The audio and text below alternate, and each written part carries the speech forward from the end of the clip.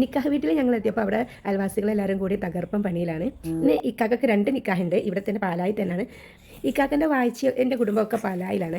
ഒന്ന് ഇക്കാക്കൻ്റെ വായിച്ചിൻ്റെ ഏട്ടൻ്റെ മോൻ്റെ നിക്കാഹും ഒന്ന് ഇക്കാക്കൻ്റെ പെങ്ങളെ മോൻ്റെ നിക്കാഹുമാണ്. ഞങ്ങളിപ്പോൾ ഉള്ളത് പെങ്ങളെ മോളെ വീട്ടിലാണ്.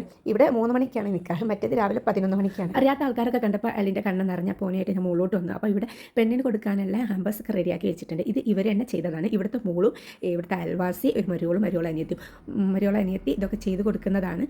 ഓൾ ഇൻസ്റ്റഗ്രാം പേജ് ഹെന്നു ആർട്ട് എന്നാണ് ഞാൻ അടിച്ചു നോക്കിയിട്ട് എനിക്ക് കിട്ടിയിട്ടില്ല. മെഹന്തി ഡിസൈൻ ചെയ്ത ഒരുപാട് അക്കൗണ്ടുകളാണ് വന്നത്. ഇന്നലെ ചെയ്ത് വെച്ചതാണ്. വീഡിയോ ഫോട്ടോ ഒന്നും അവർക്ക് എടുക്കാൻ പറ്റിയിട്ടില്ല മോക്ക്. അപ്പോൾ മോള് വീഡിയോ ഫോട്ടോ ഒക്കെ എടുക്കാൻ വന്നപ്പോൾ ഞാനത് നോക്കി നിന്നിട്ടുണ്ടായിരുന്നു. എനിക്ക് ഈ വീഡിയോ ഫോട്ടോ ഒന്നും എടുക്കാനറിയില്ല. അപ്പോൾ ഞാൻ കണ്ടുപിടിച്ച് ജസ്റ്റ് ഞാനൊന്ന് ട്രൈ ചെയ്ത് നോക്കിയത്. നമ്മുടെ പുതിയാപ്പിളേൻ്റെ പേര് ജിയാദ് ജുനാനന്ദ. ഇവർ സ്നേഹിച്ച് കല്യാണം കഴിച്ചാണ്. 8-9 വർഷത്തോളമായിട്ട് സ്നേഹിക്കുന്നുണ്ട്. ആ കഥയൊക്കെ ഞാൻ അടുത്ത വീഡിയോയിൽ ഇൻഷാല്ലാ പറയുന്നുണ്ട്.